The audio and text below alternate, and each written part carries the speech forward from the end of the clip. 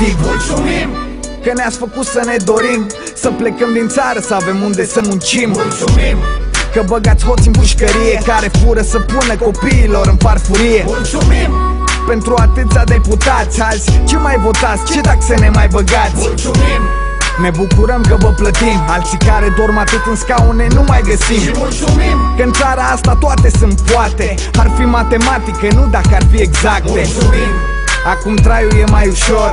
Ne-ați făcut să nu ne mai gândim la viitor. Color, na, viața noastră e alb-negru. Filmul ăsta e vechi și fără vreun actor celebru. Tema, locația, România. Parlamentul se ocupă cu scenariu și regia.